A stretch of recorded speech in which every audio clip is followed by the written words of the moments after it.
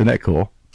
Well, we had us a big trip. We were in Philadelphia for Yeah. a few days, and we went out there and did the American Bus Association, Okay.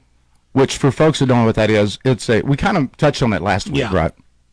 It's a convention of tour and travel, the tour and travel industry, motor coach industry, and every year it's in a different location. We've been doing it. I think this is our 20th year. We've been going out and doing this.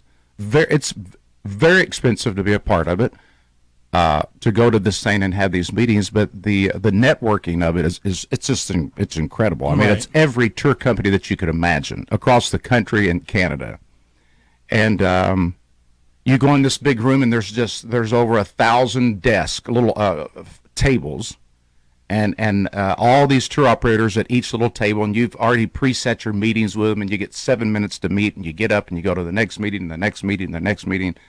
So me and Tina took appointments, and Colton and Tony, our group sales guy, took appointments. So we were double dipping. I mean, Right. just bam, bam, bam, and then we did that all day. We did that from we had our first appointment was at 9:00 a.m. and we finished our last at 5:00 p.m. And that was on Monday, right?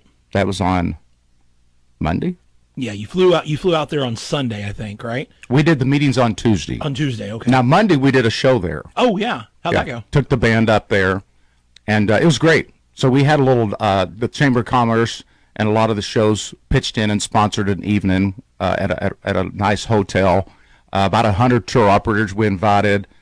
We had the sound gear set up and everything. Me and the band, we did 30 minutes, and then my band backed the Ball Knobbers for 30 minutes, and we did an hour show, private show for these folks. It was Wow, awesome. That is fun. Yeah, it was a big time. Philadelphia's quite a city. You ever been there? I haven't. No, It's I don't want to go live there, but I think I'd like to visit. never want to live there, but I do enjoy visiting big cities. There's a lot of history in Philadelphia. A lot of also. history. And I mean, I'm a big fan of American history and Yeah. and all that. I'd love to go visit some of those places. You know, I've noticed every city that I've ever visited, I've enjoyed going to visit, but I can't imagine living there. No.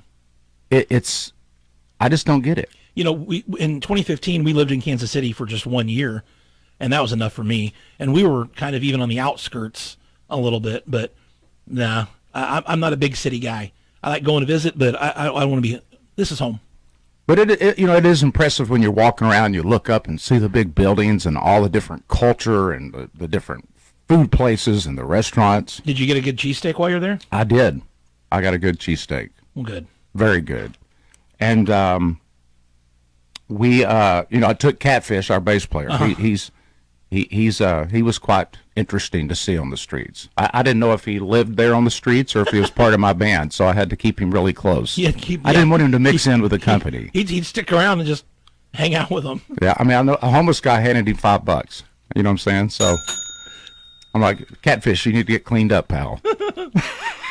Oh, that's awesome. I saw pictures. You guys shared pictures, and one that I really like. You talked about Colton and Tony taking appointments together. Yeah. There was one of them sitting there at one of those appointments, and Oh, yeah. and I could tell Colton was doing the talking. Yeah. And Tony just looked like a proud mentor who was just sitting there. Just Yeah, isn't that great? I was walking by to my next appointment, and I just snapped that. I'm like, look at Colton. It was his first time to ever Yeah. do it. Look- I'm like, he's over there taking charge, and Tony's just sitting back and Tony, he had his glasses on. They're like down his nose. right. Yeah. Yeah, I was like, okay, well, Colton jumped right in there, man. So did you get anything booked now, or that doesn't happen? That comes later.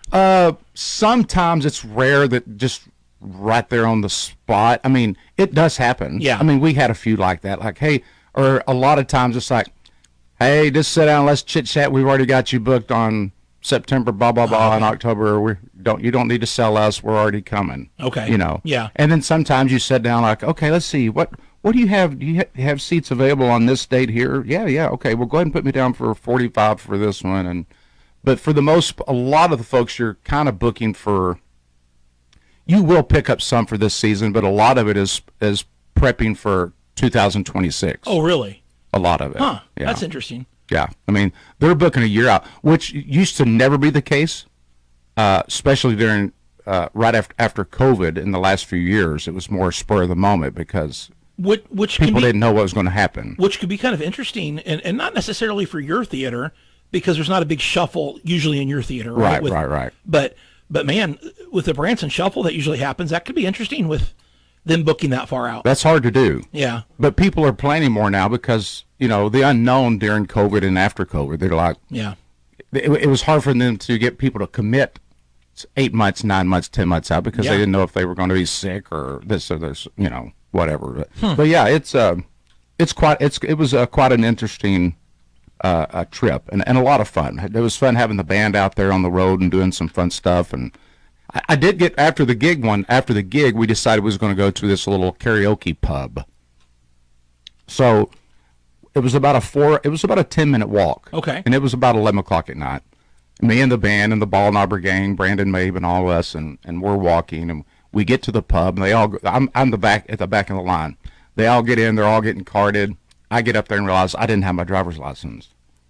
And I told Tim, I'm like, well, I'm 54. I hadn't been carded in 25 years. Yeah. Get up there, I need ID, and I'm like, well, it's at the hotel. You got ID, you're not coming out. I said, sir, look at me. No, sorry. I said, well, I have a digital copy of my passport. And I pulled my phone out. We don't take digital copies or pictures, sir. I'm like, okay. So I just watched my son walk into the bar and all these 20-year-olds and me and Tina turned around and went back to the hotel. I'm like, really? I just got carded and not allowed to enter a bar. Yeah. Wow. Yeah. Well, maybe you should take that as a compliment.